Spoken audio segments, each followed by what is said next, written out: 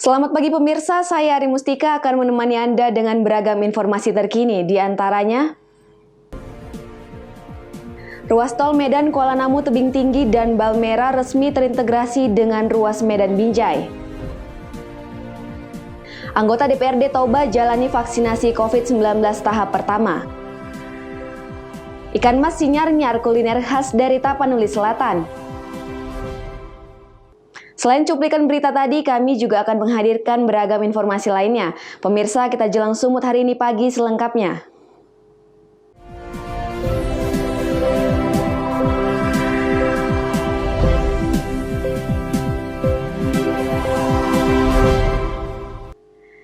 Kita ke informasi pertama pemirsa, ruas tol Medan Kuala Namu Tebing Tinggi dan ruas Belawan Medan Tanjung Morawa resmi terintegrasi dengan ruas Medan Binjai. Terintegrasinya 3 ruas tol itu menyusul diresmikannya operasional seksi 1 per 11 Maret 2021. Izin operasional Junction Tanjung Mulia Marelan sepanjang 4,2 km ini keluar dari Kementerian PUPR pada 3 Maret lalu. Sebelumnya, ruas yang menghubungkan 3 ruas tol itu sempat diuji coba pada musim libur Natal dan akhir tahun kemarin. Dengan keluarnya izin operasional tersebut, Hutama Karya selaku pengelola akan melakukan sosialisasi kepada pengguna tol, sembari menunggu hasil pembahasan dan penetapan tarif tol yang saat ini masih bergulir di pemerintah. Akan ada 21.000 kendaraan yang akan melintas ke Binjai di ruas tol tersebut setiap hari, baik dari Medan dan Belawan ataupun sebaliknya. Pengoperasian Junction Tanjung Mulia Marelan ini diharapkan menjadi solusi untuk mengatasi masalah kemacetan di Kota Medan, sekaligus menunjang akselerasi ekonomi di wilayah sekitar, baik di Belawan, Binjai, Deli Serdang, dan Tebing Tinggi, termasuk mobilitas penumpang pesawat ke Bandara Kuala Namu. Kedepan, ruas tol ini akan terhubung hingga ke Kisaran dan Parapat untuk mendukung geliat pariwisata di Danau Toba. Jalan tol Medan Binjai kan bersambungan dengan jalan tol Balmera ya. Jadi sesuai dengan pengoperasian, semua sudah ada terintegrasi, semua sudah ada peralatannya, sehingga pengguna jalan Medan Binjai nanti dapat langsung menyambung dengan jalan tol Balmera. Wah, kalau sampai angka-angka mungkin kami juga bisa ya, tapi kalau secara lalu lintasnya kira-kira 21.000 per hari, dan itu sangat, kalau tadi persentase mengurangi kemacetan, saya kurang tahu persentase, tapi saya kira sangat membantu sekali mengurangi kemacetan di Kota Medan, karena dari Belawan dapat langsung ke Binjai, dari Kuala Namu dapat langsung ke. Seberapa sering abang lewati tol-tol ini? Setiap hari, hampir setiap hari. Setiap hari ya? Iya. Bisa keluarnya mana? Biasa keluar bisa Marelan, bisa Helpet.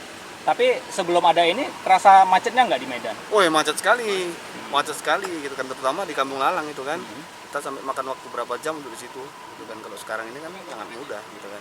Urusan juga gampang, kita setengah hari udah selesai untuk di Sergei gitu kan. Kalau untuk sekarang ini ya, kalau untuk kemarin itu 1 harian di Sergei. Hanya Sergei. Sebanding nggak dengan biaya tol yang mahal itu?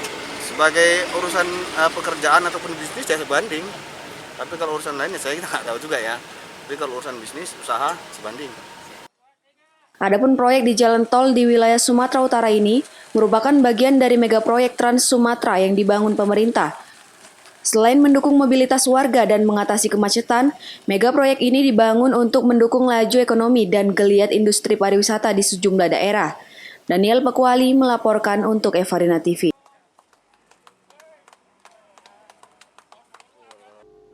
Sementara itu pemirsa, ratusan personel Satuan Polisi Pamong Praja Kota Medan menggelar vaksinasi COVID-19. Penyuntikan ini dilakukan di Gedung Olahraga Kota Medan di Jalan Arif Lubis, Kecamatan Medan Timur. Personel yang mendaftarkan vaksinasi ini hanya yang bertempat tinggal di Kota Medan. Sementara untuk personel yang tinggal di Deli Serdang masih menunggu dijadwalkan. Sebanyak 420 personel dari Satuan Polisi Pamong Praja Kota Medan divaksinasi di Gedung Olahraga Kota Medan di kawasan Jalan Arif Lubis, Kecamatan Medan Timur, Rabu sore. Kepala Seksi Binaan Potensi Masyarakat Satpol PP Kota Medan, Irwanto mengatakan, vaksinasi ini diikuti dari personel aparatur sipil negara dan pegawai harian lepas. Namun untuk ASN hanya sebanyak 32 orang. Irwanto menambahkan seluruh personel yang mendapatkan vaksinasi ini hanya yang bertempat tinggal di Kota Medan. Sementara untuk personel yang tinggal di Deli Serdang masih menunggu dijadwalkan. Ia juga berharap proses penyuntikan vaksin dapat meningkatkan imunitas tubuh seluruh personel Satpol PP Kota Medan terhadap penyebaran COVID-19. Terlebih mereka merupakan orang-orang yang berada di garda terdepan sebagai petugas pelayanan publik dalam upaya pencegahan, pengawasan, pengendalian, serta penegakan hukum protokol kesehatan di tengah masyarakat, di mana intensitas berinteraksi dengan masyarakat sangat tinggi. Untuk vaksinasi di Satuan Polisi Pamong Praja sebanyak 420 orang untuk untuk PHL, sedangkan untuk ASN sebanyak 32 orang untuk divaksinasi sesuai arahan Bapak Wali Kota Medan. Bang, ini vaksinasi ini Bang dibagi berapa grup nantinya Bang? Untuk sementara yang terdata untuk yang bertempat tinggal di Kota Medan. Kalau yang untuk Deli Serdang belum kita vaksinasi, Pak. Berarti nggak seluruh personil ya Bang? Tidak seluruh personil yang kita vaksinasi, karena yang divaksinasi awal ini yang untuk berwilayah di Kota Medan. Di wilayah Kota Medan Bang? Ya. Bang, harapannya dengan adanya vaksinasi ini apa Bang untuk ke depannya Bang? Untuk mencegah penularan virus COVID-19 dan menjaga imunitas kepada anggota Satpol PP Kota Medan sendiri. Ya. Selama proses vaksinasi sendiri tidak ada kendala? Insya Allah tidak ada kendala, sesuai permintaan kita, pihak dokter banyak yang membantu. Ini Bang dari Dinas Kesehatan Kota Medan ya Bang? Siap, dari beberapa puskesmas, ada 4 puskesmas yang membantu kita untuk vaksinasi. Di samping itu, dengan program vaksinasi ini, para personel juga menjadi tetap sehat dan bisa memberikan pelayanan prima kepada masyarakat luas. Pihaknya juga menekankan meskipun Kota Medan saat ini masih berada dalam kategori zona merah COVID-19, namun hal tersebut tidak membuat masyarakat lengah dan abai terhadap protokol kesehatan secara ketat. Wahyu Pratama melaporkan untuk Evarina TV. Kita ke informasi lainnya, pemirsa. Pemerintah Kota Gunung Sitoli, Sumatera Utara bersama personil TNI membantu membersihkan puing-puing rumah warga yang roboh dan pohon yang tumbang di ruas jalan umum akibat diterjang angin puting beliung. Musibah angin puting beliung yang melanda wilayah Kota Gunung Sitoli, Sumatera Utara membuat pemerintah setempat mendatangi lokasi untuk mendata seluruh korban dan kerusakan yang dialami warga. Pemerintah Kota Gunung Sitoli yang terdiri dari tingkat desa, kecamatan, BPBD dan instansi lainnya bersama personil TNI saling bersinergi melakukan pendataan terhadap korban dan kerusakan akibat bencana angin puting beliung. Satu persatu rumah warga dan bangunan lainnya disisir guna memastikan bentuk dan tingkat kerusakan yang dialami rumah warga. Proses pendataan ini nantinya akan menjadi pedoman pemerintah untuk melakukan langkah-langkah tentang penanganan bencana yang dialami warga saat ini di Desa Saewe, Kecamatan Gunung Sitoli, Kota Gunung Sitoli. Saat ini di lokasi, sejumlah warga melakukan pembersihan puing-puing bangunan di rumah mereka yang telah roboh akibat diterjang angin puting beliung. Pemerintah juga menghimbau warga harus meningkatkan kewaspadaannya manakala terjadi cuaca buruk susulan mengikuti arahan BMKG dan BPBD. Untuk sementara menunggu juga ada tim yang melakukan pendataan. Kita kerjasama sinergitas baik dari pemerintah Kota Gunung Sitoli dan ada teman-teman dari TNI melakukan pembersihan lokasi akibat terjadinya puting beliung semalam. Nah itu langkah-langkah. Di samping teman-teman sudah kita bagi tugas tadi untuk melakukan pendataan mana-mana saja rumah yang terganggu. Sekarang kita ini bersama dengan TNI dari Dinas PUPR, BPBD, dan ada lembaga-lembaga lain membersihkan puing-puing yang sudah. Pandangan sementara ini rumah yang rusak ini adalah atap sennya, ya atap sennya ada puluhan rumah yang akan disampaikan, tapi mungkin ada. Haugo Manozega melaporkan untuk Evarina TV. Semut hari ini masih akan kembali sesaat lagi, tetaplah bersama kami.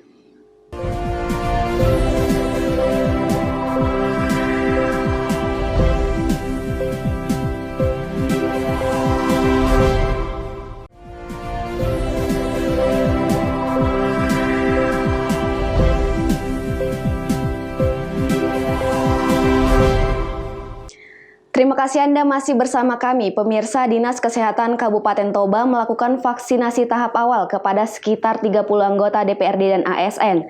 Pemerintah Kabupaten Toba mempersiapkan sebanyak 100 vial berisi 1.000 dosis vaksin pada tahap kedua yang akan dilanjutkan pada 31 Maret mendatang. Proses vaksinasi dilakukan dengan 4 tahap, yaitu pendaftaran, screening, vaksinasi, dan observasi.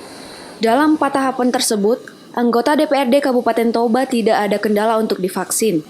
Ketua DPRD Kabupaten Toba, Effendi, mengimbau agar seluruh masyarakat agar tetap menerapkan protokol kesehatan dengan rajin mencuci tangan, memakai masker, dan menjaga jarak, dan berharap nantinya semua masyarakat Kabupaten Toba dapat memperoleh vaksin. Yang jelas sampai dengan pada saat ini pemerintah Kabupaten Toba masih berupaya agar seluruh masyarakat bisa mendapatkan vaksin. Tapi harapan dan himbauan kita agar masyarakat kita tetap mematuhi protokol kesehatan, yaitu tetap memakai masker, mencuci tangan, dan menjaga jarak. Ini kan kali pertama, Pak. Nanti untuk tahapan selanjutnya, Pak? Kalau untuk tahap yang kedua, sesuai dengan informasi yang disampaikan tenaga kesehatan yang melakukan penyuntikan, itu akan dilakukan di tanggal 31 Maret 2021. Tahapan pelaksanaan vaksinasi ini, Bang, bisa dijelaskan? Ada berapa tahap, Bang? Ada 4 tahap, seperti yang kita pertama kali launching kemarin, ada 4 tahap. Tahap pertama itu di meja 1 itu pendaftaran, di meja 2 kita lakukan screening kesehatan ya. Terus meja 3 baru kita lakukan vaksinasi, baru meja 4 itu ada daftar observasi. Ya. Setelah selesai penyuntikan, Bang, apa yang disarankan kepada yang diberikan vaksin? Setelah saran yang kita kasih setelah penyuntikan kedua, pertama itu tetap protokol kesehatan, kemudian jangan lupa untuk vaksinasi kedua. Ini karena ini jenisnya Sinovac, jangan lupa untuk hari ke-21 untuk suntik vaksin kedua. Jadi tetap jaga kesehatan. Itu berapa kuota yang diperoleh oleh Kabupaten Toba ini? Kita sebutnya dosis ya, kita diberikan 1.000 dosis. Itu 100 vial untuk 1.000 dosis. Untuk jenis Sinovac, Bang, ya? Ya Sinovac, tapi 1 vial itu untuk pemakaiannya 8-9 orang. Jamarlin Saragi melaporkan untuk Evadina TV. Selain itu, pemirsa, personil TNI Kodim 0205 Tanakaro mendapatkan suntikan vaksinasi COVID-19 tahap pertama. Diharapkan vaksinasi ini dapat menambah kekebalan tubuh dalam menghadapi COVID-19. Personil TNI dari Kodim 0205 Tanakaro mendapatkan suntikan vaksinasi COVID-19 tahap pertama. Sebelum mendapatkan suntikan vaksinasi, terlebih dahulu personil diperiksa kesehatannya. Bagi personil yang dinyatakan sehat akan disuntik vaksin. Menurut Dandim 0205 Tanakaro, vaksinasi ini untuk mendukung program pemerintah dalam menghadapi pandemi COVID-19. Untuk tahap pertama, sebanyak 237 personil mendapatkan vaksinasi.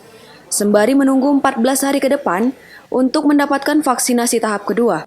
Pelaksanaan kegiatan vaksinasi tindak lanjut pada tahapan berikutnya yang kemarin sudah dilaksanakan. Ini vaksinasi tahap pertama bagi personil Kodim 0205 sejumlah 237 orang. Nanti akan kita cek, mudah-mudahan seluruhnya bisa tervaksinasi semuanya. Siap, kemudian dengan adanya vaksinasi oleh personel TNI ini, kemudian ada imbauan kepada masyarakat ini, kemudian? Nah, setelah diadakan vaksinasi ini, kami mengimbau kepada masyarakat untuk kedepannya setelah tahapan berikutnya dilaksanakan vaksinasi untuk masyarakat agar tidak takut. Jangan takut pelaksanaan vaksin ini karena memang vaksin ini sudah nyata-nyata aman dan halal. Dengan adanya vaksinasi, diharapkan dapat menambah sistem kekebalan tubuh dalam menghadapi pandemi COVID-19. Selain itu, kepada masyarakat juga diharapkan mendukung program pemerintah dan tidak takut untuk divaksin. Chandra Bukit melaporkan untuk Evadina TV.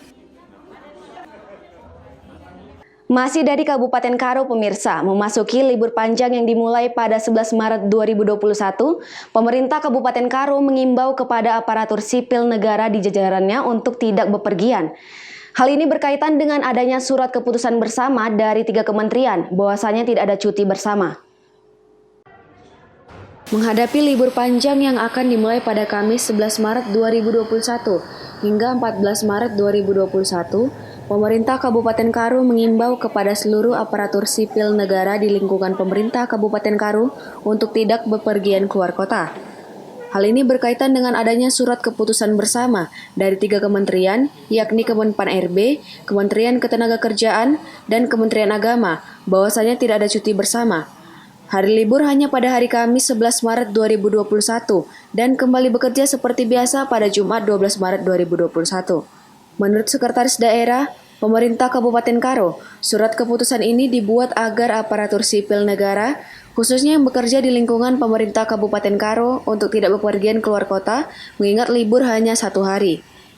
Begitu juga dengan aparatur sipil negara yang bertugas pada pelayanan publik seperti rumah sakit, harus mengedepankan pelayanan kepada masyarakat.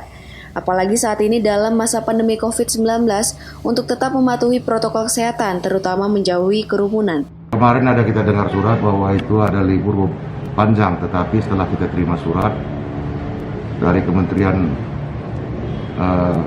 RB dan Kementerian Agama dan Menteri Tenaga bahwa kita hanya 1 hari libur, yang itu pada tanggal 11 Maret 2021. Sehingga surat edaran Bupati telah kita perbuat kepada masing-masing kepala SKPD untuk diteruskan di jajarannya agar nantinya pegawai pada hari Jumat telah aktif kembali dengan tetap mempedomani WFH dan melakukan tugas-tugas untuk melakukan pelayanan sebagai abdi masyarakat dan abdi negara pada masyarakat. Ditegaskan bagi aparatur sipil negara yang melanggar surat keputusan akan dikenakan sanksi yang tegas. Chandra Bukit melaporkan untuk Evarina TV. Sumut hari ini masih akan kembali sesaat lagi, tetaplah bersama kami.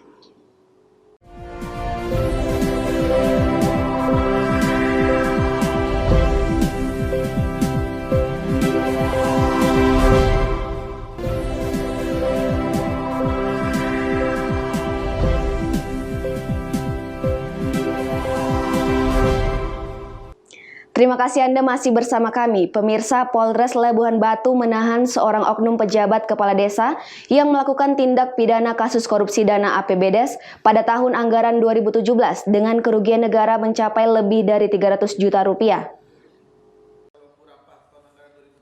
Setelah menjalani penyelidikan dan pemeriksaan di unit tindak pidana korupsi Satreskrim Polres Labuhan Batu, akhirnya tim penyidik menetapkan seorang ASN yang merupakan oknum pejabat kepala desa Loburampa periode 2017-2018 berinisial KH sebagai tersangka dalam kasus korupsi dana APBDes tahun anggaran 2017 Desa Loburampa, Kecamatan Marbau, Labuhan Batu Utara, Sumatera Utara.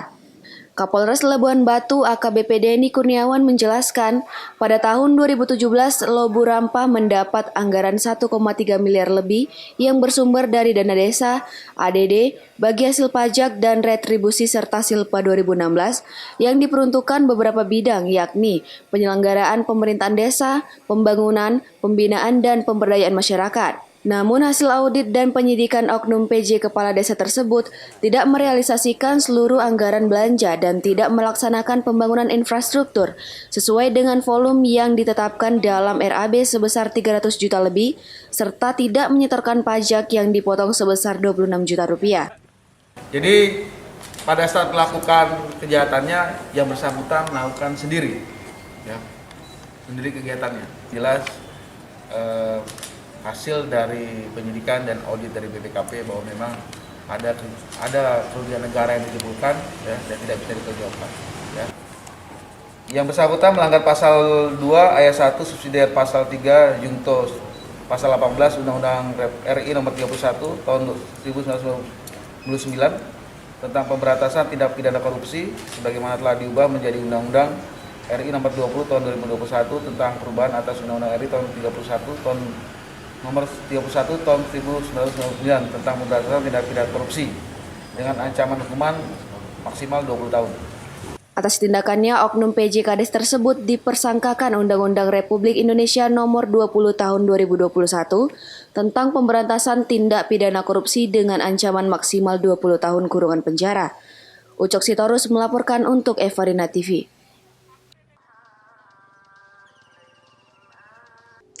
Pemirsa, Tapanuli bagian selatan memang menyimpan sejuta pesona kuliner yang patut dicoba. Salah satunya adalah ikan mas bakar sinyarnyar yang selalu membuat ketagihan. Bagi Anda pecinta kuliner, jangan lupa untuk menikmati kuliner tradisional ini saat berkunjung ke Tapanuli bagian selatan. Ini dia ikan mas bakar sinyarnyar dari Tapanuli bagian selatan. Rasanya selalu membuat ketagihan. Untuk membuat ikan bakar sinyarnyar sebenarnya tidak terlalu sulit. Bahan-bahannya pun tergolong mudah didapat. Pertama, kita siapkan ikan mas terlebih dahulu. Bersihkan ikan mas dengan membuang sisik dan isi perutnya hingga bersih. Kemudian panggang di api yang setengah membara hingga matang.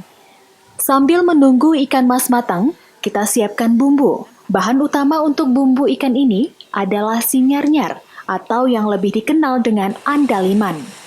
Giling sinyarnyar hingga halus, kemudian campurkan dengan cabai yang sudah digiling. Aduk adonan sinyarnyar dan cabai hingga bercampur dengan sempurna. Untuk menambah aroma yang menggoda, adonan sinyarnyar ini biasanya ditambah dengan bawang merah yang telah digiling halus. Untuk menghidangkan ikan bakar sinyarnyar ini, Anda cukup menaburi ikan mas panggang dengan adonan campuran sinyarnyar. Ikan ini masih menjadi makanan favorit di berbagai rumah makan atau restoran yang ada di Tapanuli Selatan. Biasanya, rumah makan yang menyajikan kuliner tradisional Tapanuli ini akan selalu ramai dikunjungi pembeli. Kalau dimakan emang bikin ketagihan juga. Apa yang membuat amal ketagihan? Apa itu? Sinyarnya kalau yang dibilangnya kalau bahasa Indonesia sih andaliman sih yang bikin lidah bergetar gitu bahkan. Bagi Anda yang akan berkunjung ke Tapanuli bagian selatan, jangan lupa menikmati kuliner yang menggoda ini. Azan Sinaga melaporkan untuk Eva Rina TV. Pemirsa, demikianlah rangkaian informasi dalam Sumut hari ini pagi. Saya Ari Mustika mewakili kerabat kerja yang bertugas pamit undur diri. Terima kasih dan sampai jumpa.